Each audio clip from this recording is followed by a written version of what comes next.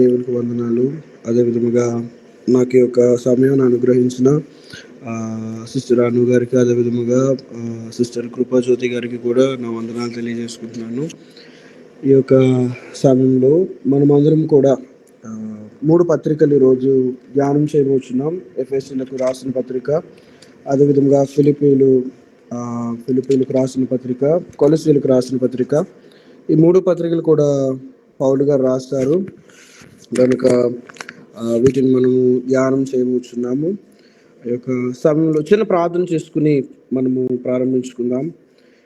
మహాగణుడా, మహోన్నతుడా, మా దేవ, మా ప్రభువ, తండ్రి, నాయన ఈ యొక్క పత్రికలను ప్రభువ నాయన మేము సరైన విధంలో అర్థం చేసుకోవడానికి మీ కృపను దయచేయండి. జాయిన్ అయిన ప్రతి ఒక్క బిడ్డను మీరు దీవించండి, ఆశీర్వదించండి ప్రభువా. నాయన ప్రతి ఒక్క హృదయంలో ప్రభువా మీ సన్నిధి, మీ కాపుదల, మీ భద్రత ఉంచి ప్రభువా నాయన మీ యొక్క పరలోకం నుండి వచ్చే జ్ఞానం చేత ప్రతి ఒక్కరిని మీరు నాయన దర్శించి ప్రతి ఒక్కరిని మీ మహిమార్థమే వాడుకునేలాగున ఈ యొక్క క్లాసెస్ నాయన మార్చబడడానికి మీ కృపను దయచేయండి. ఈ క్లాసెస్ ద్వారా మీరే మహిమ పొందాలని కోరుచు నజరేయుడైన యేసు అతి పరిశుద్ధ నామములో ప్రార్థన అడిగి వేడుచున్నాం తండ్రి, ఆమేన్. సో మనము ముందుకు వెళ్ళిపోదామండి. అయితే ఈ యొక్క సమయంలో నా స్క్రీన్ని షేర్ చేస్తాను. సో కొన్ని విషయాలు మీకు అర్థమయ్యే విధంగా బోధించడానికి.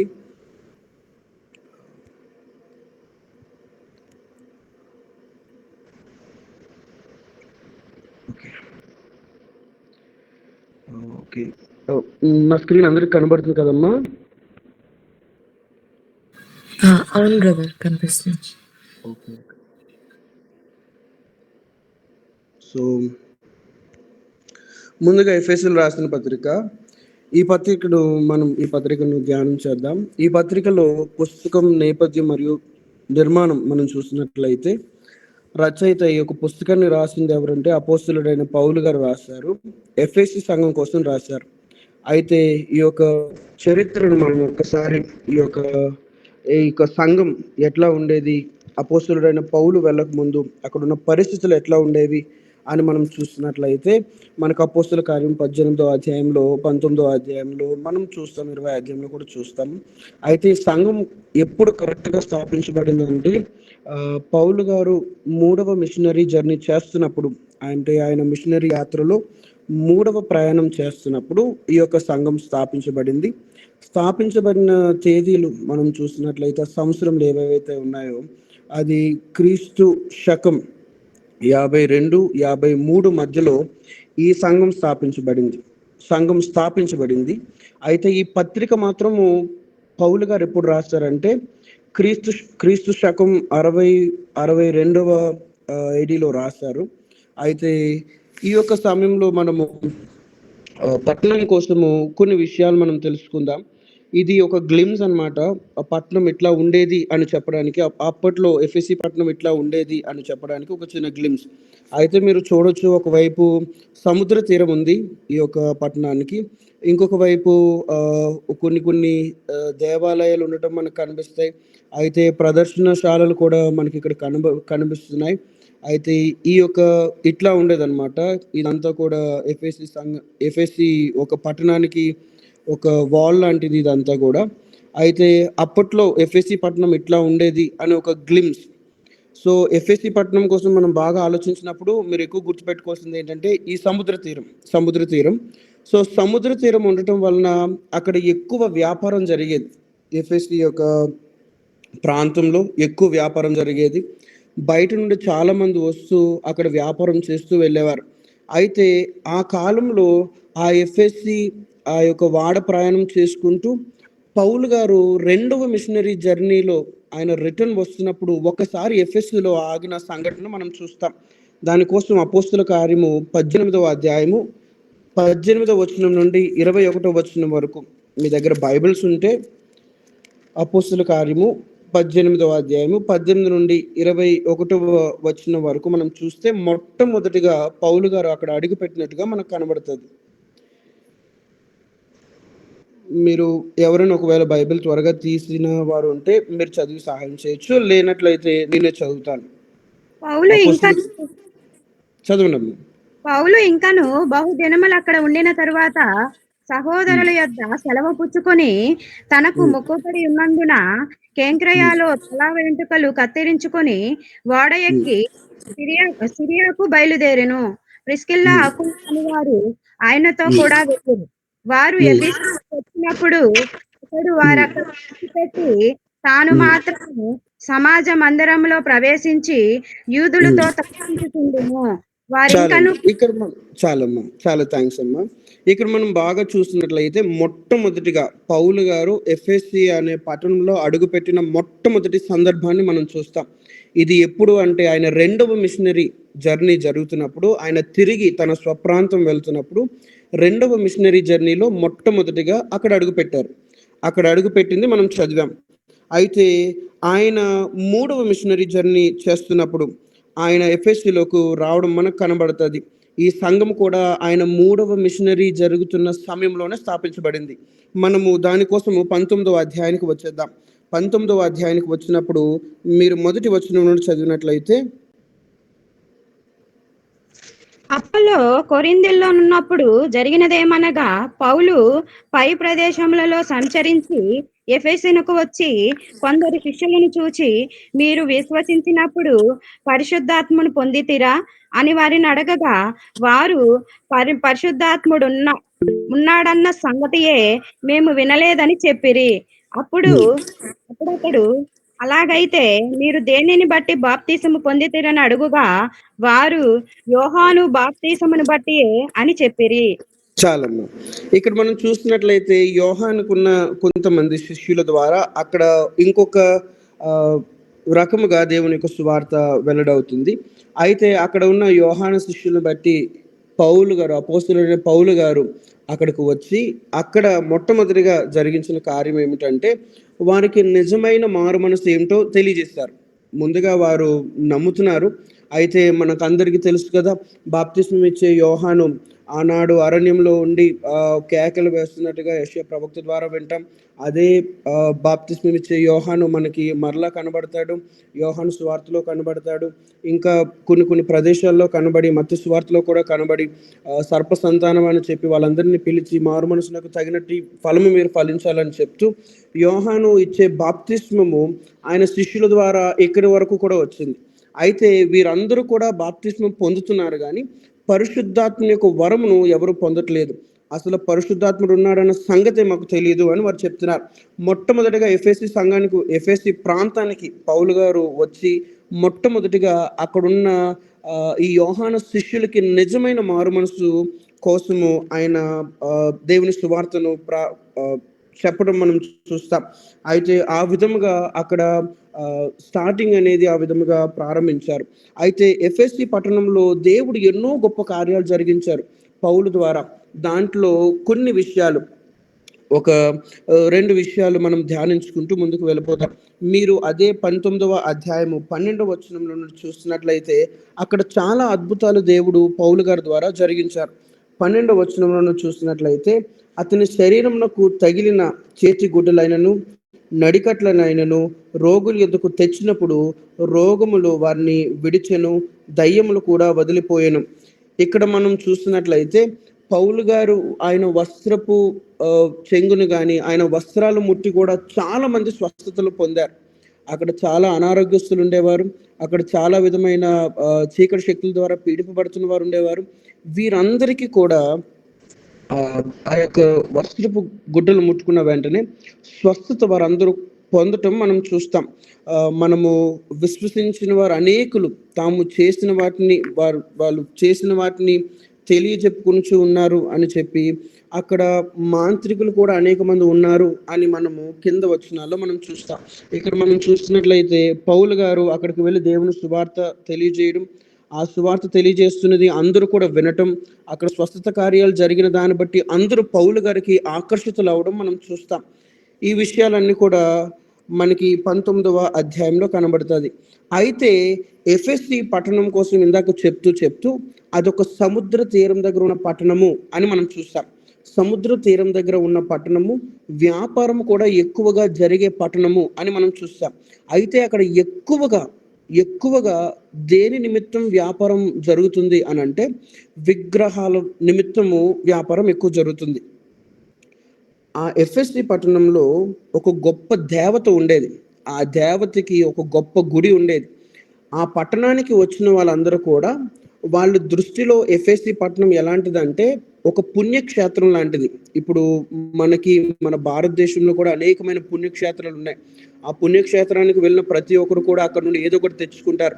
అక్కడ దేవతకు సంబంధించినది కానీ, దేవుడికి సంబంధించినది కానీ ఏదైనా తెచ్చుకోవడానికి వాళ్ళందరూ ముందుకు వెళ్తారు. ఈ ఎఫ్ఎస్సి పట్టణం కూడా అలాంటిదే అని మనం భావించాలి. అక్కడ ఒక గొప్ప దేవాలయం ఉండేది. ఆ దేవాలయంలో విగ్రహాలు ఉండేవి.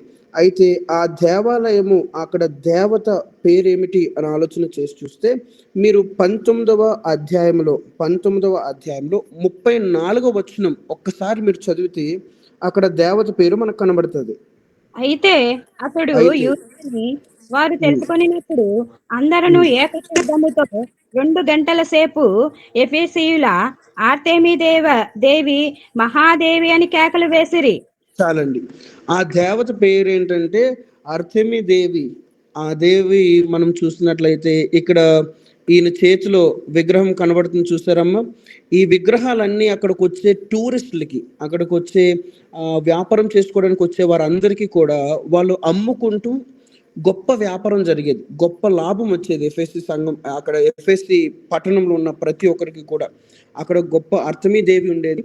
ఆ అర్తెమీ దేవి ఈ అర్తెమీ దేవిని కూడా వాళ్ళు ఎందుకు పూజించేవారంటే అక్కడికి వచ్చిన వాళ్ళందరూ కూడా ఈ ఈ గుడిలోకి వెళ్ళి ఆ అర్తెమీ దేవి విగ్రహాన్ని కొనుక్కొని పట్టుకు వెళ్తే వాళ్ళకు గర్భఫలం లేని వారికి గర్భఫలం వచ్చేది అనే ఒక నమ్మకం ఉండేది వారికి. అయితే వారు పంటలు చక్కగా పండేవి, వర్షాలు సకాలంలో వచ్చి పంటలు కూడా చక్కగా పండేవి అనే ఒక నమ్మకంతో అక్కడికి వచ్చే ప్రతి ఒక్కరు కూడా, వ్యాపారం కోసం వచ్చే ప్రతి ఒక్కరు కూడా, వాడ ఆగిన ప్రతి ఒక్కరు కూడా, ఆ వాడ దిగి ఆ ఊరిలోకి వెళ్ళిన ఎఫ్ఎస్సి పట్టణంలోకి వెళ్ళిన ప్రతి ఒక్కరు కూడా ఈ విగ్రహాలను కొనుక్కునేవారు. ఈ విగ్రహం ద్వారా ఆ పట్టణం అంతా కూడా ఈ విగ్రహాలు అమ్ముకుని చాలా మంది ధనవంతులు అయిపోయారు. అయితే పౌలు గారు ఎప్పుడైతే ఇక్కడికి వచ్చి నిజమైన దేవుని కోసం సువార్త చెప్పడం మొదలు పెట్టారో, వారు ఎప్పుడైతే సువార్తలో దేవుడి యొక్క రక్షణ కార్యాలు జరగటం చూస్తారో, అక్కడ పౌలు గారి ద్వారా నిజమైన దేవుడు బయలుపడి రోగులు స్వస్థత పొందడం, అక్కడున్న ప్రతి విషయంలో దేవుని యొక్క కార్యాలు ప్రజలు ఎప్పుడైతే చూస్తారో అప్పుడు ప్రజలందరూ కూడా ఈ యొక్క విగ్రహాన్ని కొనడం మానేస్తారు. ఇప్పుడు మీకు చూపిస్తున్న ఫోటోలో దిమెత్రి అనే ఒక ఈయన కంసాల వాడు. ఆయన విగ్రహాల్ని అమ్ముకోవడానికి ప్రయత్నిస్తుంటే కొంతమంది కాదు అని వెళ్ళిపోతున్నారు. ఎందుకంటే నిజమైన సువార్తను వాళ్ళు తెలుసుకున్నారు కనుక ఈయన అమ్మడానికి ప్రయత్నం చేస్తుంటే ఇంకా మాకు వద్దు, మాకు నిజమైన దేవుడు తెలుసాడు అని ఆ యొక్క విధమైన చిత్రాన్ని మనం ఇక్కడ చూస్తాం. అయితే ఈ యొక్క దిమెత్రి ఏం చేస్తాడంటే పౌలు గారు ఆయన నిజమైన దేవుణ్ణి అక్కడ ఎఫెసీ పట్టణానికి పరిచర్య చేస్తున్న ప్రక్రియలో ఈ దిమెత్రి వ్యాపారం తగ్గిపోద్ది. ఎందుకంటే ఆ విగ్రహాలందరూ కొనడం మానేస్తారు. పౌలు గారు చేసిన కార్యాలు బట్టి, యేసుక్రీస్తు వారి ద్వారా జరుగుతున్న అద్భుతాలను బట్టి ఇక్కడ ఈ దిమెత్రి దగ్గర అక్కడ ఉన్న వాళ్ళందరూ కూడా విగ్రహాలు కొనడం మానేస్తున్నప్పుడు అక్కడ జరుగుతున్న విషయం ఏంటంటే ఈ దిమెత్రికి భయం పట్టుకుంటుంది. పౌలు ఇలాగే కానీ కొనసాగితే నా వ్యాపారం మొత్తం ముయ్యబడుతుంది, నాకు ఇంకా బ్రతుకు తెరువు ఉండదు అని చెప్పేసి ఆయన ఏం చేస్తాడంటే అక్కడున్న వారందరినీ కూడా రెచ్చగొడతాడు. దాన్నే మీరు 19వ అధ్యాయము 24వ వచనంలో చూస్తే మనకు కనబడుతుంది. 19:24 అపోస్తుల కార్యము 19వ అధ్యాయము 24వ వచనంలో ఎలాగనగా ఒక కంసాలి ఆర్తెమీ దేవికి వెండి గుళ్ళను చేయించటం వలన ఆ పని వారికి మిగులు లాభము కలుగు చేయుచుండెను. అతడు అటు పని చెయ్యు ఇతరులను గుంపు కూర్చి, అయ్యలారా, ఈ పని వలన మనకు జీవనము బాగుగా జరుగుచున్నది అని మీకు తెలియను. అయితే చేతులతో చేయబడిన దేవతలు కావని ఈ పౌలు చెప్పి ఎఫెసులో మాత్రమే కాదు, దాదాపు ఆసియా యందంతటా బహు జనమును ఒప్పించి త్రిప్పి ఉన్న సంగతి మీరు చూచియు వినియునున్నారు. మరియు మన వృత్తి అందు లక్ష్యము తప్పిపోయుటయే గాక మహాదేవి అయిన అర్తమీ దేవి యొక్క గుడి అక్కడ గుడి అనే పదం వాడాడు. గుడి కూడా తృణీకరింపబడి ఆసియా యందటను భూలోకమందును పూజింపబడుచున్న ఈమె గొప్పతనము తొలగిపోవునని భయము తోచుచున్నదని వారితో చెప్పెను. వారు విని రౌద్రముతో నిండిన వారై ఎఫెసీయుల అర్తమీ దేవి మహాదేవి అని కేకలు వేసిరి. మనం ఇక్కడ బాగా ఆలోచన చేసి చూసినట్లయితే పౌలు గారు అక్కడ వారికి నిజమైన దేవుని పరిచయం చేద్దాం అనుకున్నారు. నిజమైన దేవుని పరిచయం చేసి అక్కడ వారందరినీ కూడా దేవుని వైపు నడిపిస్తున్నారు. నిజమైన దేవుడు యేసు ప్రభువే అని రూఢిగా చెప్తున్నారు. అక్కడ గొప్ప కార్యాలు దేవుని ద్వారా జరిగిస్తున్నారు. రోగులు స్వస్థత పొందుతున్నారు. దయ్యాలు కూడా విడిచి వెళ్ళిపోతున్నాయి. మీకు అసలైన విషయం నేను చెప్పడం మర్చిపోయాను. 15వ వచనంలో మీరు చూసినట్లయితే ఒక దయ్యం పట్టినవాడు ఏమని చెప్తాడంటే, అందుకు ఆ దయ్యము, నేను యేసును గుర్తెరుగుదును, పౌలును కూడా ఎరుగుదును, కానీ మీరెవరని అడుగగా, మీరు బాగా చూసినట్లయితే అక్కడ ఒక దయ్యం కూడా సాక్ష్యం ఇచ్చింది. నాకు యేసయ్య ఎవరో తెలుసు, నాకు పౌలు కూడా ఎవరో తెలుసు అని చెప్పి అక్కడ దయ్యం కూడా సాక్ష్యం ఇచ్చింది. ఈ కార్యాలన్నిటిని బట్టి అక్కడ ఉన్న ప్రజలందరూ కూడా వారి వ్యాపారం మెల్లిగా తగ్గిపోవడం చూస్తారు. అక్కడ ఎఫెసీలో ఉన్న పట్టణస్థులందరూ కూడా దేవుని వైపు తిరగటం ఈ కంశాలి అయిన దిమెత్రి చూసి అక్కడ ఉన్న వారందరినీ రెచ్చగొట్టిన తర్వాత వాళ్ళందరూ పౌలు గారిని తీసుకెళ్లి ఒక మహాసభలో నుంచోబెట్టి ఆయనను ఏదో ఒకటి చెయ్యాలి, ఆయనను వీలైతే చంపేయాలి, ఆయన లేకుండా చేయాలి అని చాలా ప్రయత్నాలు చేస్తారు. కానీ అవన్నీ సఫలం అవ్వవు. మీరు ఆ కింద వాక్యములు, సమయం లేదు కనుక నేను ఎక్కువ ఎక్స్ప్లెయిన్ చేయలేకపోతున్నాను. మీరు 19వ అధ్యాయం అంతా 41 వచనాలు మీరు చదివితే మనకి చాలా బాగా కనబడుతుంది. దేవుడు కూడా పౌలు పక్షంగా నిలబడి అక్కడున్న వారిలోనే కొంతమందికి మారు మనసును అనుగ్రహించి పౌలును తప్పించడం మనం చూస్తాం. అయితే ఇప్పుడు ఎఫెసీ పట్టణం ఎలా ఉందంటే ఈ విధముగా ఉంది. ప్రస్తుత కాలం ఎఫెసీ పట్టణము ఈ విధముగా ఉంది.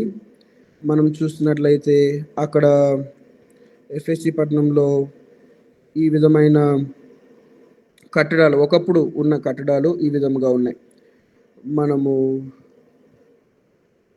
సో ఇది ప్రస్తుత కాలం, ఎఫెసీ పట్టణం ఉన్న ప్రస్తుత కాలం ఇది. సో ఇప్పుడు మనము ఎఫెసీ పత్రికలోకి వెళ్ళిపోదాం. ఎఫెసీ పత్రికలోకి మనం అందరం వెళ్ళిపోదాం. అయితే ఈ యొక్క పుస్తక నిర్మాణం అనేది 2 భాగాలుగా మనం చూడొచ్చు. 2 భాగాలుగా మొదటి 3 అధ్యాయాలు సంఘము మరియు రక్షణ యొక్క ప్రణాళిక కోసం కనబడుతుంది. మొదటి 3 అధ్యాయాలు కూడా సంఘాన్ని దేవుడు ఏ విధంగా రక్షించుకోవాలి, ఆయన ప్రణాళిక ఏ విధంగా ఉన్నది అన్న ఆ యొక్క ఉద్దేశము మొదటి 3 అధ్యాయాల్లో మనకి కనబడుతుంది.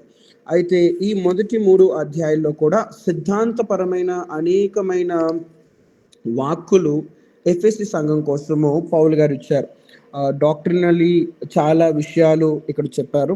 అయితే ఇక్కడ మన స్థానము, మన పొజిషన్ క్రీస్తులో ఉంది అని చెప్పి మనకి మన పొజిషనల్ ట్రూత్ అనే ఒక అంశాన్ని కూడా ఈ మొదటి 3 అధ్యాయాల్లో మనం చూడొచ్చు. అయితే 2వ భాగానికి వచ్చేసరికి ఇక్కడ మొట్టమొదటి 3 అధ్యాయాలేమో సిద్ధాంతపరంగా మనకి చెప్పారు. తర్వాత 4, 5, 6 అధ్యాయాలు మనం ఏ విధంగా జీవించాలి, మన లైఫ్ స్టైల్ కోసం చెప్పారు. సో ఫస్ట్దేమో సిద్ధాంతపరమైన ఆ జ్ఞానము కోసము ఆయన తెలియజేశారు. సెకండ్ వచ్చేసి మన నైతిక విలువలు కలిగి మనం ఏ విధంగా జీవించాలి, మన లైఫ్ స్టైల్ ఎట్లా ఉండాలి అని ఈ 2వ భాగంలో ఆయన మనం చెప్పడం చూస్తారు. అయితే పుస్తకం యొక్క ప్రధాన అంశము ఏమిటి అనంటే ఇక్కడ సంఘం యొక్క ఐక్యత నిమిత్తం వారందరూ కూడా నిత్యత్వాన్ని దృష్టిలో పెట్టుకుని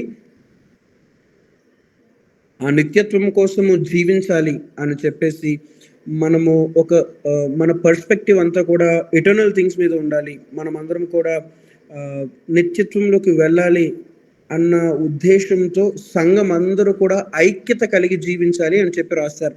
కారణం ఏమిటి అని అంటే, అక్కడ అపోస్తులుడైన పౌలు సువార్త చేసినప్పుడు యూదులు రక్షణ పొందారు, అన్యులు కూడా రక్షణ పొందారు.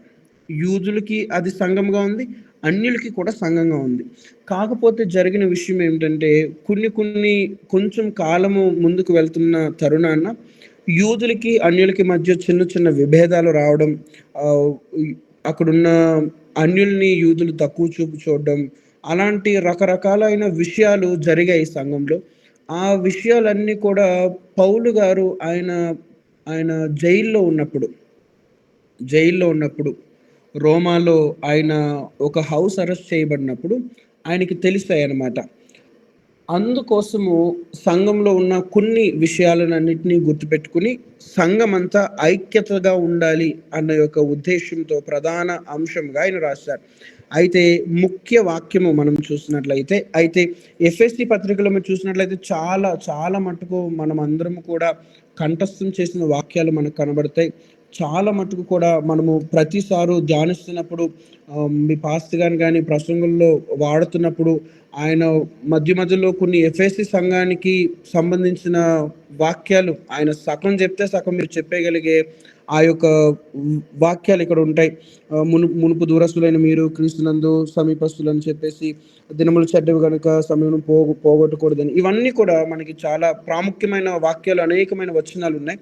అయితే మనము ఈ యొక్క పత్రికలో ప్రధానంగా ముఖ్య వాక్యముగా మీరు చూసినట్లయితే ఎఫెసీయులకు రాసిన పత్రిక 4వ అధ్యాయము 13వ వచనంలో మనం చూస్తాం. ఎఫెసీయులు 4:13లో నేను చదువుతున్నాను.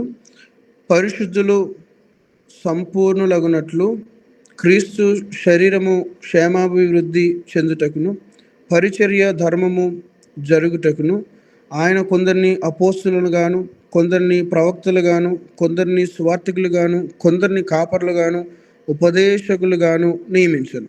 సో ఇదంతా ఎందుకు చెప్తున్నానంటే, ఆ సంఘంలో ఒకరు ఒక పని చేస్తుంటే అందరూ కూడా నేను అదే చేయాలి అన్న ఒక ఉద్దేశంలోకి వెళ్ళిపోయారు. ఉదాహరణకి ఎవరైనా బోధించేవారు ఉంటే నేను ఎందుకు బోధించకూడదు, నేను కూడా బోధే చేస్తాను. లేకపోతే ఒకరు పాటలు పాడితే నేను ఎందుకు పాడకూడదు, నేను కూడా పాటలు పాడతాను. లేకపోతే ఒకరు సువార్త చేస్తే నేను ఎందుకు చేయకూడదు. సో ఒకరు వెనకాతలో ఒకరు నేను అదే చేస్తానని చెప్పి అందరూ కూడా ఏదైతే మంచిగా ఎలివేట్ అవుతుందో, ఏ ఒక పాత్ర అయితే ఎక్కువగా అందరికీ కనబడేది. ఇప్పుడు ప్రసంగం చేసే కూడా సంఘంలో అందరి ముందు నిలబడి ప్రసంగం చేస్తారు. దాన్ని కింద ఉన్నవారు చూసి నేను కూడా అలాగే చేస్తే బాగుండు అన్న ఉద్దేశంలోకి వెళ్ళిపోయారు. ఆ ఉద్దేశంలో తర్కములు పుట్టి నేను అన్యుడు కనుక నాకు మీరు ఈ యొక్క అవకాశాన్ని ఇవ్వట్లేదు, ఈ విధమైన వైఖరిలోకి వెళ్ళిపోయారు. దాన్ని పౌలు గారు సరిచేస్తూ, అలా కాదమ్మా, మీరు దేవుని చేత అందరూ పిలువబడ్డారు, కానీ ఒక్కొక్కరికి ఒక్కొక్క తలాంతు దేవుడిచ్చాడు అని చెప్పే ఉద్దేశంతో ఈ వచనాన్ని మాట్లాడడం మనకి కనబడుతుంది. అయితే ఈ యొక్క పుస్తకంలో పదే ప్రస్తావించబడిన మాటలు ఏమిటి అంటే, ఏకము లేక ఒకటి అనే ఒక మాటలు ఎక్కువగా వాడారు. అయితే క్రీస్తు నందు అన్న మాటలు కూడా ఎక్కువగా, అన్న పదము కూడా ఎక్కువగా ప్రస్తావించబడింది ఈ యొక్క పూర్తి పుస్తకంలో. మొదటి అధ్యాయాన్ని మనం చూస్తాం. మొదటి అధ్యాయంలోకి మీరు మీ బైబిల్ ఎఫ్ఎస్సి పత్రికను తీసుకున్నట్లయితే మొదటి అధ్యాయం నుండి మనము ధ్యానించుకుంటూ వెళ్ళిపోతాం. ఈ మొదటి అధ్యాయంలో మొదటి 14 వచనాలు కూడా ఒక పద్య రూపంలో పౌలు గారు రాస్తారు. ఈ మొదటి అధ్యాయం రెండు పార్ట్స్గా చేసుకుంటే మొదటి 14 అధ్యాయాలు పద్య రూపంలో ఉంటుంది. ఈ పద్యం ఏమిటంటే దేవుని యొక్క సంకల్పం కోసము, ఆయన చిత్తం కోసం, యేసుక్రీస్తు వారి విమోచన, యేసుక్రీస్తు వారి ద్వారా విమోచన, ఇవన్నీ రాయబడతాయి. రెండవ పార్ట్లో మనము రెండవ భాగంలో చూస్తే ప్రార్థన కనబడుతుంది. మొదటి భాగమేమో పద్యము, రెండవ భాగము ప్రార్థన. ఈ మొదటి అధ్యాయాన్ని మనం సరిగా అర్థం చేసుకోవాలంటే ఈ 3 విషయాలు మనకు తెలిసి సరిపోద్ది. తండ్రి, కుమారుడు, పరిశుద్ధాత్ముడు, ఈ ముగ్గురు కలయిక ఈ మొట్టమొదటి అధ్యాయంలో మనకు కనబడుతుంది. మొట్టమొదటి అధ్యాయంలో తండ్రి, కుమారుడు, పరిశుద్ధాత్ముడు ఈ ముగ్గురు యొక్క కలయిక ఈ మొదటి అధ్యాయంలో కనబడుతుంది. తండ్రి ఎవరు అని అంటే ద ప్లానర్ అని అంటారు, అంటే ప్రణాళిక చేయువాడు. దేవుడు దేవాతి దేవుడైన తండ్రి, ఆయన ప్రణాళిక చేయువాడు, ద ప్లానర్. కుమారుడు అంటే యేసుక్రీస్తు వారు పని చేయువాడు, అంటే ద ఎగ్జిక్యూటర్ అని అంటారు. అయితే శిలువ కార్యాన్ని చేయడానికి ఆయన పూనుకుని ముందుకు వచ్చారు కనుక తండ్రి ప్రణాళిక చేస్తే ఆ ప్రణాళికలో ఆ పనిని చేయడానికి యేసుక్రీస్తు వారు వచ్చారు కనుక ఆయన ఎగ్జిక్యూటర్, పని చేయవాడు. పరిశుద్ధాత్ముడు ఎవరు అని అంటే మనకు సహాయం చేయవాడు. ఈ మూడు కానీ మీరు అర్థం చేసుకుంటే ఈ మొట్టమొదటి అధ్యాయాన్ని అర్థం చేసుకోవడం చాలా సులువు. తండ్రి ప్రణాళిక చేయవాడు, కుమారుడు పని చేయవాడు, పరిశుద్ధాత్ముడు సహాయం చేయవాడు. ఈ మూడిటిని మనం అర్థం చేసుకుంటే మొదటి అధ్యాయం చాలా సునాయాసంగా మనకు అర్థమైపోతుంది. మొదటి అధ్యాయంలో మొదటి 2 వచనాలు మనం చూస్తున్నట్లయితే ఆ సంఘానికి శుభములు చెప్తూ పౌలు గారు రాశారు. ఆ సంఘానికి శుభములు చెప్తూ, అయితే ఈ శుభముల కోసము మీరు చదివినట్లయితే మిగతా అన్ని సంఘాలకు రాసినట్టుగానే ఈ శుభాలు కూడా ఉంటాయి. అయితే 3వ వచనం నుండి మనం వద్దాం. 3వ వచనం నుండి 6 వచనాల వరకు మీరు చూసినట్లయితే అక్కడ తండ్రి యొక్క ప్రణాళిక కనబడుతుంది. తండ్రి యొక్క ప్రణాళిక మీరు 4వ వచనము, సమయం లేదు కనుక కొన్ని వచనాలే మనం చదువుకుంటూ ముందుకు వెళ్ళిపోదాం. 4వ వచనంలో నేను చదువుతాను. ఎట్లనగా తన ప్రియుని యందు తాను ఉచితముగా మనకు అనుగ్రహించిన తన కృప మహిమకు కీర్తి కలుగునట్లు తన చిత్త ప్రకారమైన దయా సంకల్పము చెప్పున అని రాయబడి ఉంటుంది. అయితే ఈ సంఘము ఏర్పాటు చేయబడ్డానికి దేవునికున్న సంకల్పం, దేవునికున్న ఉద్దేశము ఇక్కడ 3 నుండి 6 వచనాల వరకు రాస్తాడు. మనమందరం కూడా ఈరోజు సంఘంలో ఉన్న వారిమే. మనమందరం కూడా సార్వత్రిక సంఘంలో దేవుని యొక్క దయా సంకల్పము చొప్పున ఈ సంకల్పాన్ని మనం బాగా ఆలోచన చేసి చూసినట్లయితే ఆదికాండము 12వ అధ్యాయం మొదటి 2 వచనాల్లోనే మనకు కనబడుతుంది. ఆదికాండము 12వ అధ్యాయము మొదటి 2 వచనాల్లో దేవుడు అబ్రహానికి ఇచ్చిన ఒక మంచి వాగ్దానాన్ని మనము అర్థం చేసుకోగలిగినట్లయితే మనము దీన్ని కొంచెం సరిగా తీసుకోగలం. మొదటి 2 వచనాల్లో ఆదికాండంలో, యెహోవా నీవు లేచి నీ దేశం నుండి, నీ బంధువుల యొద్ద నుండి, నీ తండ్రి ఇంటి నుండి బయలుదేరి నేను నీకు చూపించు దేశమునకు వెళ్ళుము. నిన్ను గొప్ప జనముగా చేసి నిన్ను ఆశీర్వదించి నీ నామమును గొప్ప చేసేదను, నీవు ఆశీర్వాదముగా నుందువు. మనం అందరం బాగా ఆలోచన చేసి చూసినట్లయితే అబ్రహాముకు దేవుడిచ్చిన వాగ్దానాన్ని మనం ఆలోచన చేసి చూస్తే నేను గొప్ప జనముగా చేస్తాను, నేను ఆశీర్వదిస్తాను, నీ నామాన్ని కూడా గొప్పగా చేస్తానని అంటాడు. ఇప్పుడు మనం ఒక్క విషయాన్ని అర్థం చేసుకుందాం. విశ్వాసులందరికీ తండ్రి ఎవరు, మీరు ఎవరని చెప్పగలరా? అబ్రహాం. సో అబ్రహాము మనం బాగా ఆలోచన చేసి చూసిన అనాది సంకల్పంలో అన్నాడు. దేవుని యొక్క దృష్టిలో అనాది సంకల్పంలోనే మనల్ని అందరినీ దేవుడు సంఘముగా ఏర్పాటు చేశాడు. ఈరోజు మనము క్రైస్తవులం అయ్యామంటే, ఈరోజు దేవుని నమ్ముకున్నామంటే, ఈరోజు క్రీస్తుని బట్టి మనం జీవిస్తున్నామంటే అది మన సొంత నిర్ణయం కాదు, అది దేవుని యొక్క సంకల్పం. ఆయన ముందుగానే ఆయన ప్రణాళికలో మనల్ని అందరినీ ఏర్పాటు చేసుకున్నాడు. దీన్ని అర్థం చేసుకోవాలంటే యోహాను సువార్త 6వ అధ్యాయం 44వ వచనంలో యేసుక్రీస్తు వారు చెప్పిన ఒక మాట మనం చూద్దాం. యోహాను సువార్త 6వ అధ్యాయము 44వ వచనంలో ఒక మాటను మనం చూద్దాం. 6:44 ఈ విధముగా ఉన్నది, నేను చదువుతున్నాను.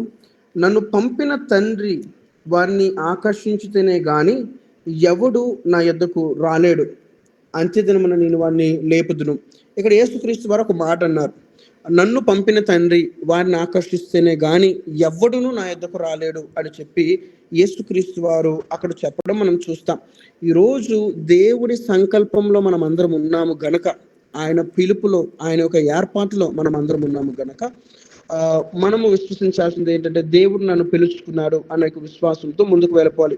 అదే ఈ 3 నుండి 6 వచనాల వరకు పౌలు గారు చెప్తున్న విషయము. అయితే 7వ వచనం నుండి 14వ వచనం వరకు మనం చూసినట్లయితే 7వ వచనం నుండి 14వ వచనం వరకు విమోచన ద్వారా మనకు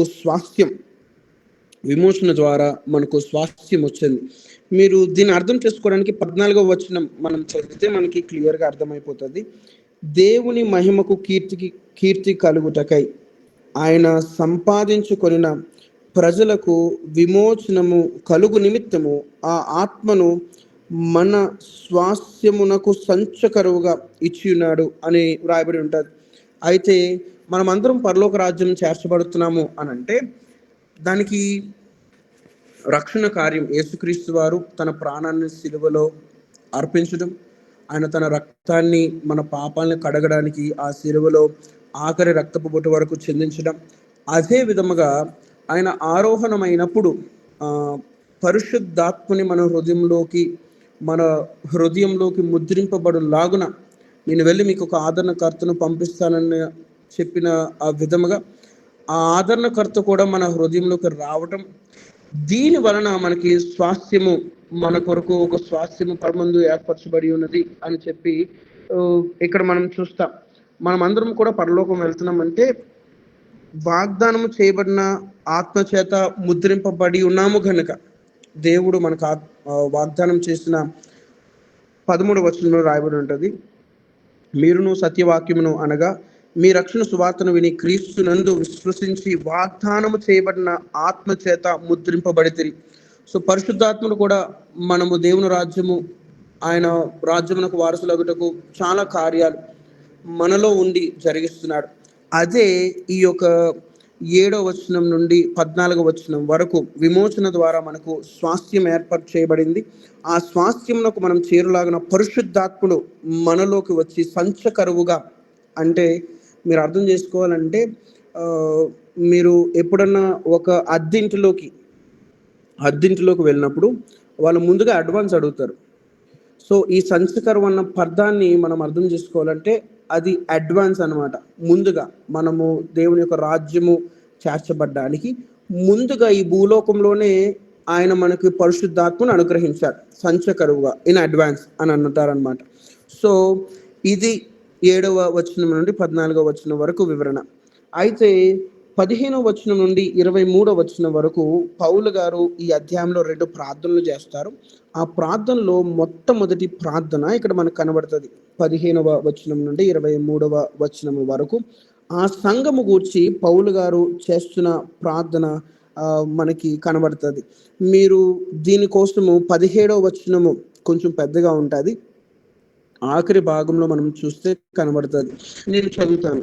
మరియు మీ మనోనేత్రములు వెలిగింపబడినందున ఆయన మిమ్మల్ని పిలిచిన పిలుపు వలన ఆయన నిరీక్షణ ఎట్టిదో, పరిశుద్ధులలో ఆయన స్వాస్థ్యం యొక్క మహిమైశ్వర్యం ఎట్టిదో, ఆయన క్రీస్తునందు వినియోగపరిచిన బలాతిశయమును బట్టి విశ్వసించు మన యందు ఆయన చూపుచున్న తన శక్తి యొక్క అపరిమితమైన మహత్యం ఎట్టిదో మీరు తెలుసుకునవలనని మన ప్రభు అయిన యేసుక్రీస్తు యొక్క దేవుడైన మహిమ స్వరూపియగు తండ్రి తాను తెలుసుకుంటే యందు మీకు జ్ఞానమును ప్రత్యక్షము మనస్సును అనుగ్రహించినట్లు నేను ప్రార్థన యందు మిమ్మల్ని గూర్చి విజ్ఞాపన చేయుచున్నాను అని రాయబడి ఉంటుంది. సో ఇక్కడ 15వ వచనం నుండి 23వ వచనం వరకు నేను ప్రార్థన చేయుచున్నాను, నేను ప్రార్థన యందు మీకోసం విజ్ఞాపన చేయుచున్నాను అని మనకి కనబడుతుంది. సో పౌలు గారు చేసిన మొట్టమొదటి ప్రార్థన 15 నుండి 23వ వచనాల వరకు. అయితే మొట్టమొదటి అధ్యాయం అర్థమైందమ్మా? ఎవరికన్నా ఏమైనా సందేహాలు ఉన్నాయా?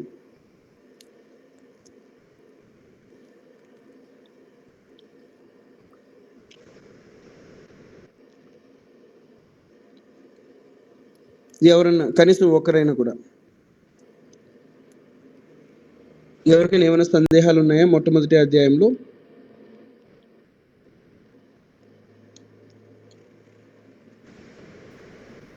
బ్రదర్ మార్కస్ గారు, మనం ఈ సందేహాలది లాస్ట్ వరకు తీసుకున్నాము. ఓకే ఓకే ఓకే ఓకే ఎవరికైనా సందేహాలు ఉంటే కనుక మీరు అందరు రాసుకోండి.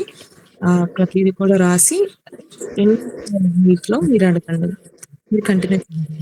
ఓకే, అయితే 2వ అధ్యాయంలోకి మనం వెళ్ళిపోదాం.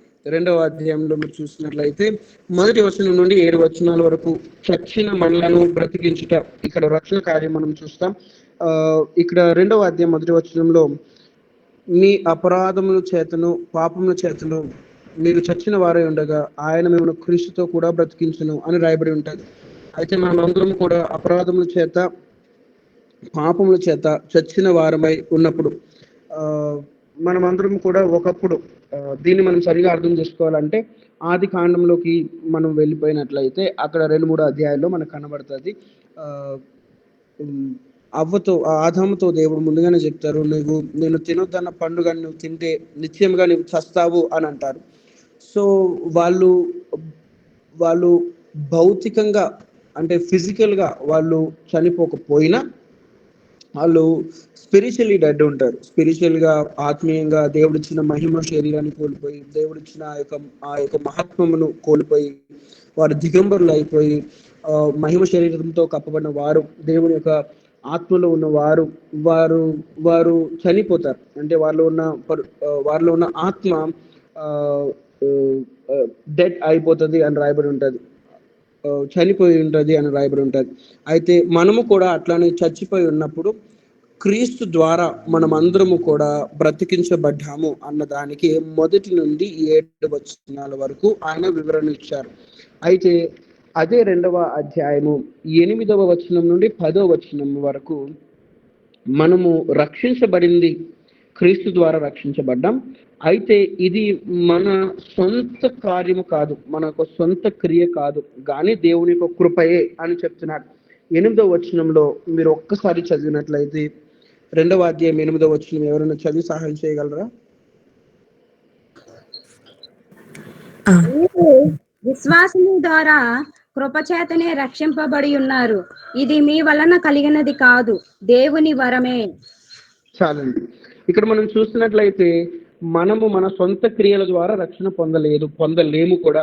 ఇక్కడ కేవలము దేవుని యొక్క వరమే అని రాయబడి ఉంది. యేసుక్రీస్తు వారు ఆయన తన కృప చేతన మనం రక్షించారు. ఆయన ప్రాణం పెట్టడం వల్లనే మనకు రక్షణ వచ్చింది. దీనిలో మనం అతిశయించడానికి ఏమీ లేదు. అందుకే పౌలు గారు అంటాడు, అతిశయించేవాడు మనం అందరం కూడా క్రీస్తుని బట్టి అతిశయించాలి, కానీ మన సొంత క్రియలను బట్టి, నా సొంత గొప్పతనాన్ని బట్టి, స్వనీతిని బట్టి మనము ఎప్పుడూ అతిశయించడానికి లేదు. ఈ రక్షణ కార్యము కేవలం దేవుని కృపయే అని చెప్తున్నాడు.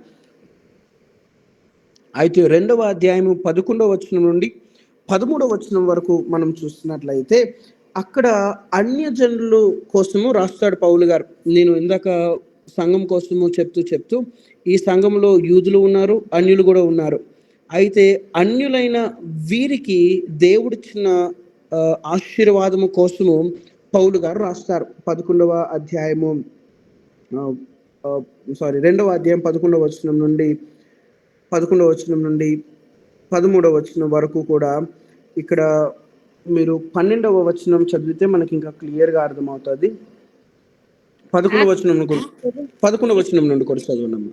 కాబట్టి మునుపు శరీర విషయంలో అన్యజనులయ్యుండి శరీరమందు చేతితో చేయబడిన సున్నతి గలవారు అనబడిన వారి చేత సున్నతి లేని మీరు ఆ కాలమందు ఇశ్రాయేలుతో కాక పౌరులు కాక పరదేశులను వాగ్దాన నిబంధనలు లేని పరజనులను నిరీక్షణ లేని వారును లోకమందు దేవుడు లేని వారునయ్యుండి క్రీస్తుకు దూరస్తులై ఉంటారని మీరు జ్ఞాపకము చేసుకొనిడి. 13వ వచనంలో ఆయనను మునుపు దూరస్తులైన మీరు ఇప్పుడు క్రీస్తు యేసునందు క్రీస్తు రక్తం వలన సమీపస్తులై ఉన్నారు అని రాయబడి ఉంటారు. అయితే అన్యజనులకు వచ్చిన అతి గొప్ప ఆశీర్వాదం ఏమిటంటే వారు ముందు క్రీస్తుకు చాలా దూరంగా ఉండేవారు. వారికి దేవుని యొక్క ఆత్మాభిషేకం లేదు, దేవుని యొక్క వరములు లేవు. వారు లోకంలో ఎంత ధనవంతులైనప్పటికీ వారు క్రీస్తుకు దూరంగా ఉండటం వలన ఏ ఆశీర్వాదంలో వారికి పాలిభాగసత్వం లేదు, అబ్రహాముకు ఇచ్చిన ఆశీర్వాదంలో. గనుక ఒకప్పుడు దూరంగా ఉన్న మీరందరూ కూడా ఇప్పుడు క్రీస్తులో మీరందరూ కూడా ఒకటిగా ఆయనకు సమీపంగా, ఆయనకి దగ్గరగా ఉన్నారు అని చెప్పి మీరందరూ కూడా ఆశీర్వాదం పొందిన వారే అని చెప్తూ ఈ యొక్క వచనాలు అర్థం ఇవ్వడం మనం చూస్తాం.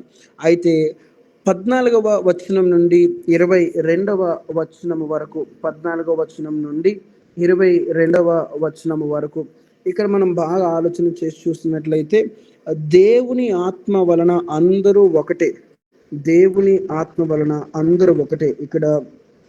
ఇక్కడ అన్యుడు అని లేదు, యూదుడు అని లేదు, అందరూ కూడా దేవుని ఆత్మ వలన ప్రతి ఒక్కరు కూడా ఒకటే అని చెప్పి ఆ యొక్క ఉద్దేశాన్ని ఇక్కడ మనకి కనపరచడానికి, మనందరికీ అర్థమయ్యే విధముగా తెలియజేయడానికి మనకి పౌలు గారు రాసి ఉన్నారు. 21వ వచనము మనం చదివితే సంఘాన్ని ఒక కట్టడంతో ఇక్కడ తెలియజేస్తారు. ఒక సంఘాన్ని ఒక నిర్మాణంతో పోల్చి ఇక్కడ రాయబడడం మనం చూస్తాం. 21వ వచనంలోకి వచ్చేసరికి మనకి కనబడుతుంది.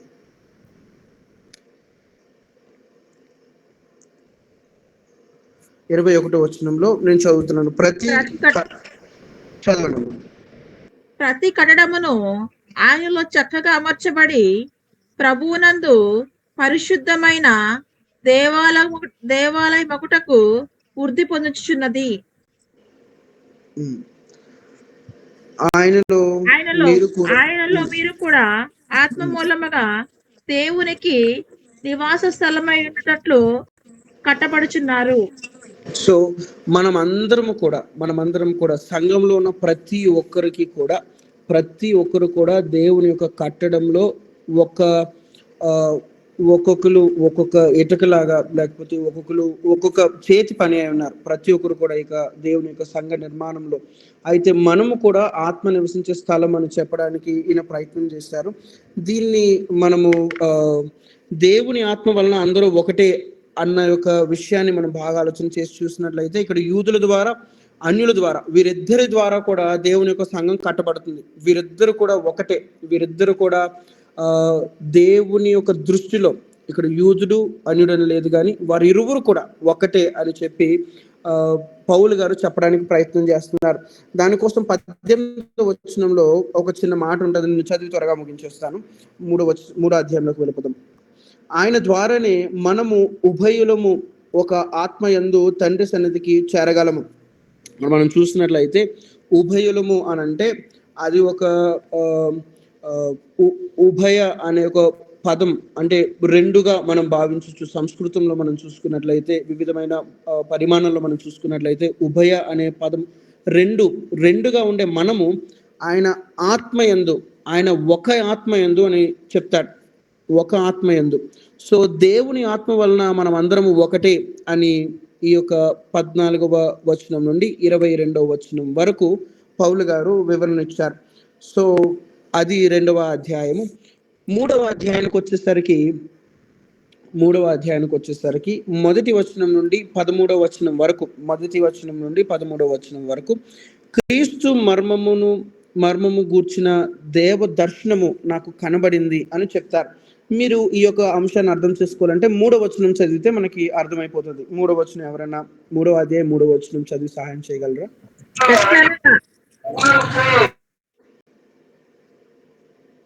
చదవండి అమ్మా.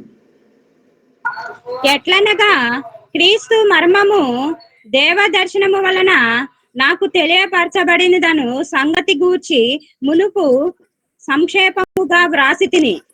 చాలండి. ఇక్కడ దేవుని యొక్క దర్శనం నాకు వచ్చింది అని చెప్తాడు. అయితే ఏమిటి ఆ దర్శనం అంటే, ఈ దర్శనము మనం కొంచెం అర్థం చేసుకోవాలంటే పేతురు గారికి కూడా ఇట్లాంటి దర్శనమే మనకి అపోస్తుల కార్యము 10వ అధ్యాయంలో కనబడటం మనం చూస్తాం. మీకు జస్ట్ నేను డైవర్ట్ చేయాలని కాదు, కానీ మీకు అర్థమయ్యే విధంగా ఉంటుందని చెప్పి అపోస్తుల కార్యము 10వ అధ్యాయంలోకి మీరు వచ్చినప్పుడు 10వ వచనంలో మనము చూస్తే 10వ అధ్యాయము 10వ వచనంలో అతడు మిక్కిలి ఆకర్షిని భోజనము చేయబడెను. ఇంటి వారు సిద్ధము చేయుచుండగా అతడు పరవశుడై ఆకాశము తెరవబడుటయు 4 చెంగులు పట్టి దింపబడిన పెద్ద దుప్పటి వంటి ఒక విధమైన పాత్ర భూమి మీదకి దిగి వచ్చుటయు చూచెను. అందులో భూమి అందుండు సకల విధములైన చతుష్పాద జంతువులను, ప్రాకు పురుగులను, ఆకాశ పక్షులను ఉండెను.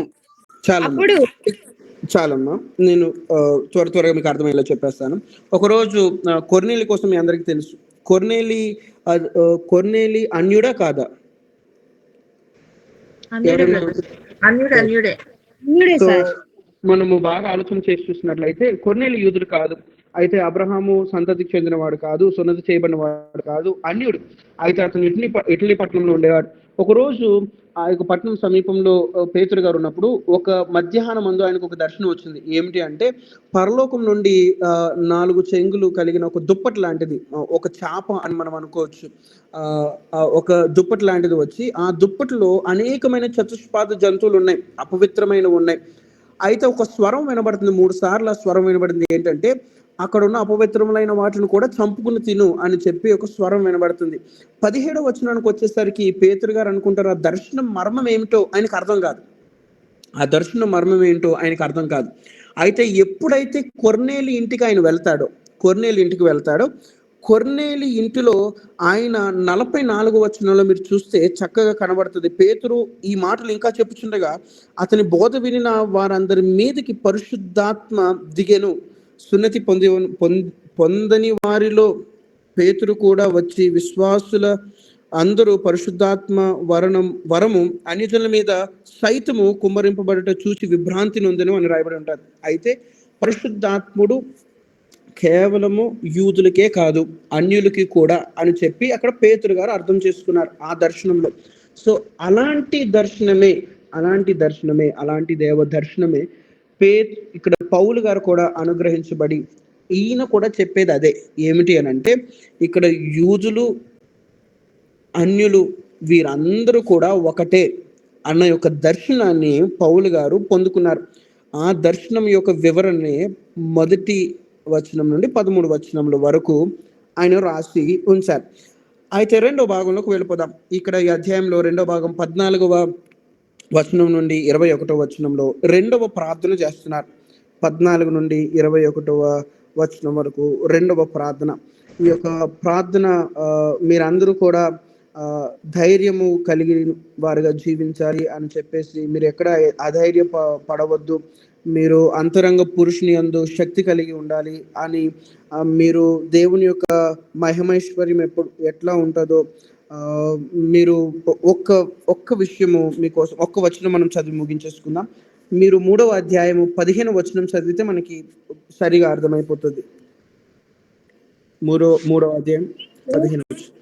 అంతరంగ పురుషుని యందు శక్తి కలిగి ఆయన ఆత్మ వలన బలపరచబడినట్లుగాను క్రీస్తు హృదయములలో విశ్వాసము ద్వారా నివసించినట్లుగాను తన మహిమైశ్వర్యము చొప్పున మీకు దయచేయవలననియు మీరు దేవుని సంపూర్ణత యందు సంపూర్ణులగునట్లుగా ప్రేమయందు వేరిపారి స్థిరపడి సమస్త పరిశుద్ధాత్మతో కూడా దాని వెడల్పు, పొడుగు, లోతు, ఎత్తు ఎంతో గ్రహించుకొనుటకును జ్ఞానమునకు మించిన క్రీస్తు ప్రేమను తెలుసుకొనుటకును తగిన శక్తి గలవారు కావాలననియు ప్రార్థించుచున్నాను. చాలండి. ఇక్కడ పౌలు గారు చేసిన ఈ గ్రంథంలో, ఈ యొక్క ఎఫెసీ పత్రికలో పౌలు గారు చేసిన 2వ ప్రార్థన మనకు కనబడుతుంది. మీరు ఆత్మచేత అంతరంగ పురుషుల్లో మీరు చాలా ఆత్మ వలన బలము పొందాలి అని చెప్పి, మీ యొక్క హృదయంలో విశ్వాసం ద్వారా నివసించినట్లుగా ఆయన మహిమైశ్వర్యం చొప్పున, ఇక్కడ చాలా అద్భుతమైన విషయాలు పౌలు గారు రాశారు. మనం అంతరంగంలో బలముగా ఉండగలిగితేనే మన బాహ్య సంబంధమైన విశ్వాస జీవితం కూడా చక్కగా ఉంటుంది. మన లోపల మనము విశ్వాసులుగా లేకపోతే మన ఆత్మీయ జీవితం బలహీనంగా ఉంటే మన బాహ్య జీవితం కూడా, మన ఈ లోకంలో మనం జీవిస్తున్న జీవితం కూడా చాలా బలహీనముగా అయిపోతుంది అని చెప్తూ, మీరు ఒకవేళ అంతరంగముగా దేవుని ఆత్మచేత బలముగా మీరు జీవిస్తే దేవుడు గొప్ప కార్యములు మీరు అడుగు వాటికంటే ఊహించు వాటికంటే అత్యధికముగా చెయ్యు శక్తి గల దేవునికి, అంటే ఈయన ఏం చెప్తున్నాడు అంటే, మీరు అంతర్గతంగా బలంగా ఉన్నారంటే, మీరు బయట గొడవలు పెట్టుకుంటున్నారు, బయట యూదుని గ్రీసు నేను అన్యుడిని అని చెప్పి విభేదాలు పెట్టుకుంటున్నారు, సంఘంలో ఈ విధమైనవి జరుగుతున్నాయి. మీరు ఒకవేళ అంతర్గతంగా బలంగా ఉంటే ఇవేమి ఉండవు. మీరు ఒకవేళ ఆత్మీయంగా బలంగా ఉంటే వీటన్నిటిని పక్కన పెట్టి దేవుని యొక్క శక్తి కొలది మీరు చాలా గొప్ప కార్యాలు చేయగలరు. మీరు అడిగిన వాటికంటే, ఊహించిన వాటికంటే ఎక్కువగా చేయగలిగే దేవుడి చేతిలో మీరు ఉన్నారు కనుక మీరు అంతర్గతంగా బలంగా ఉండాలి అని చెప్పి ఇక్కడ 2వ ప్రార్థన చేస్తున్నారు. అయితే అది 3వ అధ్యాయము. 4వ అధ్యాయానికి వచ్చేసరికి 1 నుండి 3 వచనాల వరకు మనము ఆత్మ ద్వారా ఆత్మ చేత ఐక్యత అని రాయబడి ఉంటుంది. మీరు 1వ వచనం చూసినట్లయితే, కాబట్టి మీరు సమాధానమును బంధము చేత ఆత్మ కలిగించు ఐక్యతను కాపాడుకున్నట్టు ఎందు శ్రద్ధ కలిగిన వారే ప్రేమతో ఒకరినొకరు సహించుకునుడి. అక్కడ సంఘంలో ఉన్న పరిస్థితిని బట్టి ఆయన మాట్లాడుతున్నారు. ఏమిటంటే ఆత్మ మనందరికీ ఐక్యత కలుగు చేస్తుంది. సో మీరు ఆ ఐక్యతను కాపాడుకోండి అని చెప్తూ మీరు పిలిచిన పిలుపునకు తగినట్టు బ్రతుకు మీరు బ్రతకాలి అని చెప్పి పౌలు గారు 1 నుండి 3 వచనాల వరకు మనకు చెప్పారు. తర్వాత అదే 4వ అధ్యాయం 4వ వచనం నుండి 6 వచనాల వరకు 7 ఐక్యతలు కనబడతాయి. 7 ఐక్యతలు ఏమిటంటే శరీరం ఒకటే, ఆత్మ ఒకటే, మనందరికీ నిరీక్షణ ఒకటే, ప్రభు ఒకటే, విశ్వాసం ఒకటే, బాప్తిస్మం ఒకటే, మన తండ్రి అయిన దేవుడు ఒకటే అని చెప్పి 7 ఐక్యతల కోసము ఇక్కడ రాయబడి ఉన్నది. అంటే సంఘంలో వాళ్ళందరినీ కూడా ఒకటి చేయడానికి, వాళ్ళందరికీ అర్థమయ్యే విధముగా మనం అందరం కూడా ఒకటే బాప్తిస్మం తీసుకున్నాం, ఒకటే నిరీక్షణ ఉంది మనందరికీ. ఇక్కడ యూదుడని లేదు, అన్యుడని లేదు, మనందరికీ తండ్రి ఒకటే, మనందరికీ పిలుపు ఒకటే. ఇవన్నీ కూడా పౌలు గారు 7 ఐక్యతల్లో వాళ్ళకి అర్థమయ్యేలాగా చెప్పారు. సో మనము 7వ వచనం నుండి 16వ వచనం వరకు 7వ వచనం నుండి 16వ వచనం వరకు మనం చూస్తున్నట్లయితే ఇక్కడ మనము ఇదంతా ఎక్కువ వివరణ ఉంటుంది కనుక నేను ముఖ్యమైనవే చెప్తూ వెళ్తున్నాను. మీరు దేవుని ప్రేరేపణ బట్టి బైబిల్ చదువుతున్నారని నమ్ముతున్నాను. బైబిల్ చదివిన వారు ఉంటే ఇంకా చక్కగా అర్థమవుతుంది. ఒకవేళ చదవలేని వారు తర్వాత కూడా చదవాలని కోరుచున్నాను. 13వ వచనము మనం ప్రారంభంలోనే దీన్ని మనం ధ్యానం చేస్తాము. అక్కడ సంఘంలో అందరూ ఒకటే అయినా కూడా దేవుడు ఒక్కొక్కరికి ఇచ్చిన తలాంతు ఒక్కొక్కటి అని చెప్తున్నారు. అందరూ క్రీస్తులో మనం అందరం ఒకటే కానీ ఒక్కొక్కరికి ఒక్కొక్క తలాంతు ఇచ్చారు అని చెప్పి 13వ వచనంలో పరిశుద్ధులను సంపూర్ణులగునట్లు క్రీస్తు శరీరము క్షేమాభివృద్ధి చెందుటకును పరిచర్య ధర్మము జరిగించుటకును ఆయన కొందరిని అపోస్తులుగాను, కొందరిని ప్రవక్తలుగాను, కొందరిని సువార్తికులుగాను, కొందరిని కాపరులుగాను, ఉపదేశకులుగాను నియమించును. అయితే వాళ్ళందరూ సంఘం అంతా ఒకటే, కాకపోతే వాళ్ళకి ఇవ్వబడిన టాలెంట్స్ అనేవి, వాళ్ళకి ఇవ్వబడిన గిఫ్ట్స్ అనేవి వివిధమైనవి ఉన్నాయి అని చెప్పి పౌలు గారు చెప్తున్నారు. సో నాకు తెలిసి ఈ విషయాలన్నీ ప్రవక్తలు అంటే ఎవరో మీకు తెలుసు, సువార్తికులు అంటే ఎవరో మీకు తెలుసు, కాపర్లు ఉపదేశకులు అంటే మీకు ఎవరో తెలుసు, అపోస్తులు అంటే ఎవరు, అపోస్తుల యొక్క అర్థం ఏమిటో ఎవరైనా చెప్పగలరా? పిలువబడిన వారు లేకపోతే ప్రత్యేకించబడిన. ఓకే, థ్యాంక్స్ అమ్మా, చాలా చక్కగా చెప్పారు. సో పిలువబడిన వారు, ప్రత్యేకింపబడిన వారు. సో మీకు ఈ వివరాలన్నీ కూడా తెలుసు. సో నేను ఎక్కువ సమయాన్ని ఇక్కడ వెచ్చించాలనుకోవట్లేదు. అది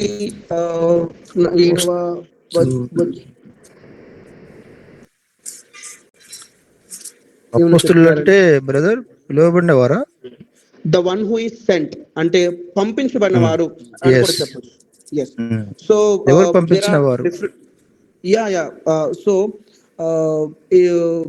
దేవుని చేత పంపించబడిన వారు వాళ్ళందరికీ అంటే మనకి డిఫరెంట్ కైండ్ ఆఫ్ పర్స్పెక్టివ్స్ లో మనం ఆలోచన చేసి చూస్తే we would conclude with same answer అన్నమాట. సో దాన్ని మనం అర్థం చేసుకోవాలంటే the one who is sent is also the same and the one who is called is also the same. So కంక్లూజన్కి వచ్చేసరికి it would give the same idea అనమాట. So అందుకే నేను దానికి ఎటువంటి వ్యతిరేకత చెప్పలేదు. నెక్స్ట్ మనకి 17వ వచనం నుండి 21వ వచనంలో మనం చూస్తున్నట్లయితే 17వ వచనం నుండి 21వ వచనంలో ఇక్కడ మనం చూస్తున్నట్లయితే చెడు జీవితాన్ని విడిచి అంటే మన పాత పాప స్వభావాన్ని విడిచి మనము క్రీస్తులోకి రాకముందు మన జీవితం ఎలా ఉందో ఆ జీవితాన్ని విడిచి అపవిత్రతను మనకున్న వివిధమైన విషయాలు లస్ట్ అని కానీ ఇంకా లోక సంబంధం వరల్డ్లీ డిజైర్స్ అని కానీ వీటన్నిటిని కూడా విడిచిపెట్టి పాత పాప స్వభావాన్ని విడిచిపెట్టి మనము నవీన స్వభావంలో జీవించాలి అని చెప్పి 22 నుండి 32 వచనాల వరకు మనకు కనబడుతుంది. సో ఇది 17వ వచనం నుండి 32వ వచనం వరకు ఈ 2 విషయాలు చెప్తున్నాడు. మన పాత పాప స్వభావాన్ని విడిచిపెట్టాలి, మన పాత జీవితాన్ని విడిచిపెట్టాలి, క్రీస్తులోకి రాకముందు మనం ఎలాంటి బ్రతుకేమో దాన్ని విడిచిపెట్టేయాలి. నవీన స్వభావానికి వచ్చినప్పుడు అంటే మనము క్రీస్తులో నూతన పురుషుని కలిగి నూతన పరచబడిన వారమై మనం జీవించాలి అని చెప్పి ఇక్కడ చెప్తారు. సో మీరు దీనికోసం బాగా ఆలోచన చేసి చూసినట్లయితే మీరు కోపపడే విషయంలో కానీ ఇంకా నోటిలో దుర్భాషలు రాకూడదని, దేవుడి పరిశుద్ధాత్మను దుఃఖపరచకూడదని, ఇంకా సమస్తమైన ద్వేషము, క్రోధము, అల్లరి, దూషణ, సకల విధములైన దుష్టత్వమును మీరు విసర్జించి ఒకడు దయ కలిగి కరుణా హృదయులై క్రీస్తునందు మిమ్మల్ని క్షమించిన ప్రకారం మీరు ఒకరినొకరు క్షమించుకోవాలని చెప్పి 31, 32 వచనాల్లో మనం చూసినట్లయితే నవీన పురుషుని, నవీన స్వభావాన్ని ధరించుకుని జీవించాలని చెప్పడం మనం చూస్తాం. సో ఇది 4వ అధ్యాయము పూర్తి వివరణ. అయితే 5వ అధ్యాయానికి వచ్చేసరికి మొట్టమొదటి వచనం నుండి 7 వచనముల వరకు ఇక్కడ ప్రేమ కలిగి పరిశుద్ధతలో మనము నడవాలి అని చెప్తూ రాయబడి ఉన్నది. సో మనం 3వ వచనంలో చూసినట్లయితే మనకి ఇక్కడ క్లియర్గా కనబడుతుంది, మీలో జారత్వమే కానీ, ఏ విధమైన అపవిత్రతే కానీ, లోభత్వమే కానీ వీటి పేరైనను ఎత్తకూడదు, ఇది పరిశుద్ధులకు తగినది. ఇక్కడ మనం చూసినట్లయితే మనం పరిశుద్ధంగా ఏ విధంగా జీవించాలి, ఎందుకంటే క్రీస్తు మనల్ని ప్రేమించి ఆయనను అప్పగించుకున్నారు అని రాయబడి ఉంటుంది 2వ వచనంలో. ఆయన పరిమళ సువాసనగా ఉండుటకు మన కొరకు తాను దేవునికి అర్పణముగా బలిగాను చేసుకున్నాను, అలాగనే మీరు ప్రేమ కలిగి నడుచుకోండి అని అంటున్నాడు. సో ప్రేమ కలిగి పరిశుద్ధతలో మనం అందరూ నడవాలన్న యొక్క ఆశతో, ఆ యొక్క దృక్పథంతో ఇక్కడ 1 నుండి 7 వచనాల వరకు మనకి పౌలు గారు అక్కడ ఎఫెసు సంఘానికి రాయడం మనకు కనిపిస్తుంది. అయితే 8వ వచనం నుండి 14వ వచనం వరకు మనం చూస్తున్నట్లయితే మనము పూర్వమందు చీకట్లో ఉన్నాము, మనం ఒకప్పుడు అంధకార సంబంధమైన జీవితాన్ని జీవించాము గనుక ఇప్పుడు మీరు వెలుగులో నడవాలి, మీరు వెలుగులో నడవండి అని చెప్పి ప్రభునందు వెలుగై ఉన్నారు అనే ఒక మాట ద్వారా ఇక్కడ కింద వివరణ అంతా కూడా మనకిచ్చారు. సో మనం బాగా ఆలోచన చేసి చూసినట్లయితే ఈ 8వ వచనం నుండి 14వ వచనం వరకు వెలుగులో నడుచుట అనే ఒక అంశాన్ని పౌలు గారు మనకి తెలియజేశారు. సో 15వ వచనం నుండి 21వ వచనం వరకు మనం చూస్తున్నట్లయితే సమయోచిత ఆత్మలో నడుచుట మనందరికీ తెలుసు, మనందరికీ నోట్లో ఉండే ఆ యొక్క వచనమే, దినములు చెడ్డవి గనక సమయమును పోనీయక సద్వినియోగము చేసుకొనొచ్చు, అజ్ఞానుల వలె కాక జ్ఞానుల వలె నడుచుకొనొచ్చు, జాగ్రత్తగా చూసుకొనుడి అని చెప్పి ఈ యొక్క వాక్యం మనందరికీ తెలుసు. సో మనకున్న సమయం చాలా తక్కువ అని మనం గ్రహించి సమయోచితమైన ఆలోచన కలిగి ఆత్మలో మనము ఎప్పుడు ఎత్తబడతామో మనకి తెలియదు, ఏ సమయంలో యేసుక్రీస్తు వారు వస్తారో మనకు తెలియదు. ఆయన వచ్చినప్పుడు దొంగ వలె వస్తారు, కనురెప్ప పాటలో మొత్తం సంఘం ఎత్తబడిపోతుంది. సో మనమందరము కూడా సమయోచితమైన జ్ఞానము కలిగి ఆత్మలో మనము నడుచుకుంటూ ఆత్మ పూర్ణులై ఉండి అని చెప్పి 18వ వచనంలో మనకి రాయబడి ఉంటుంది. మరియు మద్యముతో మత్తులై ఉండకుడి, దానిలో దుర్వ్యాపారం కలదు, అయితే ఆత్మ పూర్ణులై ఉండి మనము ఆత్మీయంగా మనం spiritually we should be alive అనమాట ఆయన వచ్చే సమయానికి. సో మనం డివైన్ కాన్షియస్నెస్లో మనం బ్రతికినట్లయితే మనము సమయోచితమైన ఆత్మలో నడిపింపు పొందిన వారముగా ఉంటాము అని చెప్పి ఇక్కడ పౌలు గారు ఇచ్చారు ఆ వివరణ. 15వ వచనం నుండి 21వ వచనం వరకు అదంతా కూడా మీరు చదివితే మనకి క్లియర్గా అర్థమైపోతుంది. సమయం లేనందున నేను త్వరగా వెళ్ళిపోతున్నాను. అయితే గృహస్థ జీవితం కోసం కూడా రాస్తారు. ఇక్కడ ఒక భార్యను భర్తను తీసుకొని, భర్తగా యేసుక్రీస్తు వారు ఉన్నారు, భార్యగా సంఘాన్ని ఉద్దేశించారు. ఒక రెండు విషయాలు మనం బాగా ఆలోచన చేసి చూస్తున్నట్లయితే భర్త ప్రేమించాలి, భార్య విధేయత చూపాలి అనే యొక్క విషయాలు మనకి 22 నుండి 33 వచనాల వరకు మనకి కనబడతాయి. సో భర్త ప్రేమిస్తూనే ఉన్నాడు. మనం బాగా ఆలోచన చేసి చూసినట్లయితే క్రీస్తు ఎప్పుడు మనల్ని ప్రేమిస్తూనే ఉన్నారు. ఆయన ప్రేమకు చిహ్నంగా శిలువ మీద ఆయన మన కోసము త్యాగమైపోయారు. ఆయన మనల్ని ఎంతగానో ప్రేమిస్తున్నారు. సంఘముగా మనము కూడా ఆయనకి విధేయులుగా ఉండాలి. ఆయనకి మనము వధువుము, ఆయన వరుడు.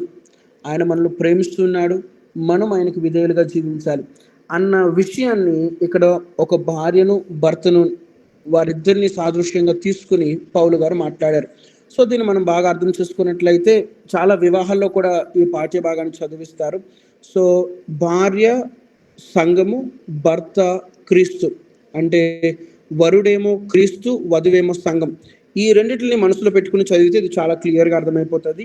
వరుడు ప్రేమించేవాడు, వధువు విధేయత చూపించేదిగా ఈ యొక్క వచనాల్లో మనకి చూపించారు.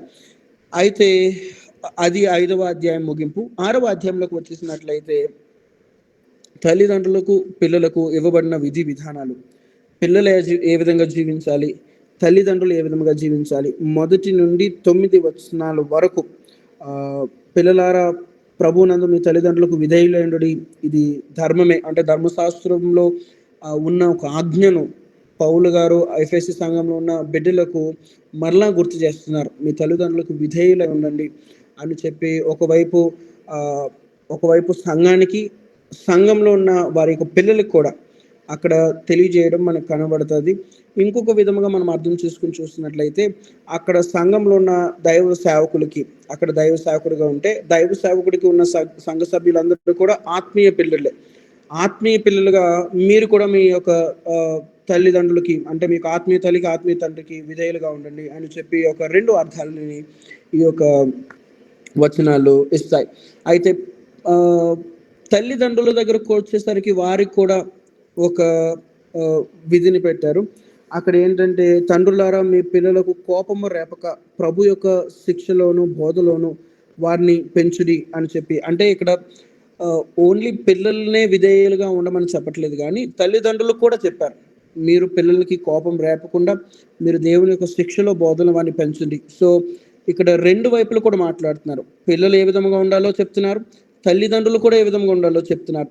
ఆ వివరణ 1 వచనం నుండి 9 వచనాల వరకు ఇక్కడ మనకు పౌలు గారు ఇవ్వడం మనకు కనబడుతుంది. అయితే 10వ వచనంలో మనం చూస్తున్నట్లయితే ఈ యొక్క 10వ వచనం నుండి చాలా గొప్ప విషయాలు ఇక్కడ రాస్తారు. మనం అందరము కూడా ఒక స్పిరిచువల్ వార్ఫేర్లో ఉన్నామని బైబిల్ గ్రంథంలో మనందరికీ ఎక్కువగా మనల్ని అందరినీ కూడా ప్రభావితం చేసి మనం అందరం కూడా ఒక ఆత్మీయమైన యుద్ధంలో ఉన్నామని గుర్తు తెలుసుకునే విధముగా వాక్యములు ఎక్కడైనా మనకి ఎక్కువగా కనబడుతున్నాయంటే ఈ ఎఫెసీ రాసిన పత్రికలో 6వ అధ్యాయంలో 12వ వచనం నుండి మనకి కనబడతాయి. సో మనం అందరము కూడా స్పిరిచువల్ వార్ఫేర్లో ఉన్నామని తెలియజేస్తున్నారు. గనుక దానికి ప్రభు యొక్క బలము కలిగి ఉండాలి అని చెప్పి 10వ వచనంలో ప్రారంభించారు. 10వ వచనంలో ప్రారంభించినప్పుడు ప్రభు యొక్క మహాశక్తిని బట్టి ఆయన యందు బలవంతులై ఉండుడి, ఆయనలో మనము బలముగా జీవించాలి అని చెప్పి, మీరు అపవాది తంత్రములు ఎరగని వారు కారు. ఒకసారి కొరింథీ పత్రికలో కొరింథీ సంఘానికి కూడా రాస్తూ ఈ మాటలు ఆయన రాస్తారు.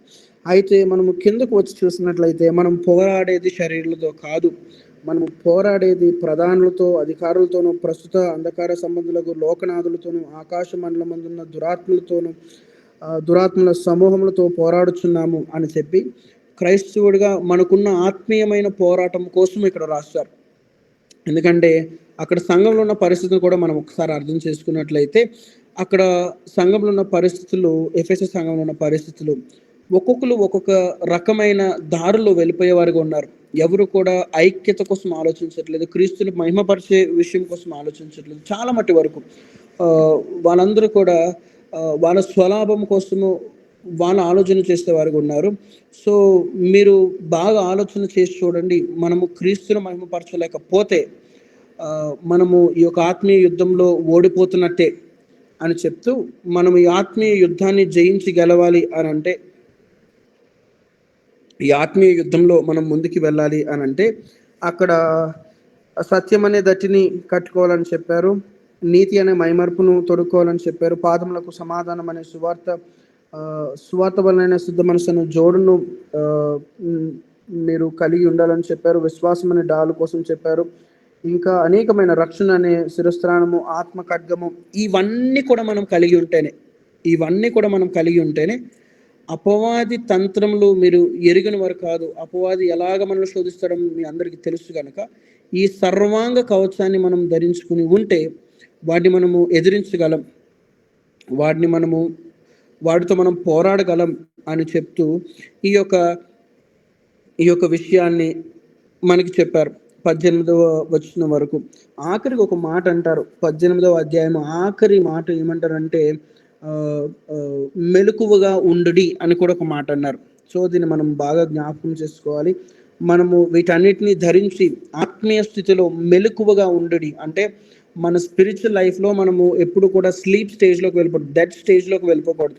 మనం ఎప్పుడు కూడా అలైవ్గా ఉండాలి, మనం ఎప్పుడు కూడా జీవించే వారిగా ఉండాలి, మెలకువగా ఉండాలి. ఆయన ఏ సమయంలో వస్తాడో మనకు తెలియదు కనుక ఈ ఆత్మ కలిగించే వీటన్నిటిని కూడా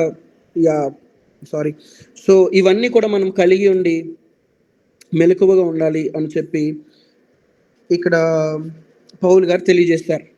సో 19వ వచనం నుండి 24వ వచనం వరకు ముగింపు మనకు కనబడుతుంది. 19వ వచనం నుండి 24వ వచనం వరకు ముగింపు ఆయన సంఘాన్ని ఉద్దేశించి మంచి మాటలు మాట్లాడుతూ అక్కడ ఈ యొక్క గ్రంథాన్ని ముగించారు. సో ఇది ఎఫెసీ రాసిన పత్రిక యొక్క జస్ట్ ఒక అవుట్లైన్ లాంటిది. సో ఫిలిప్పీలు రాసిన పత్రికలోకి వెళ్ళిపోదాం. ఫిలిప్పీలు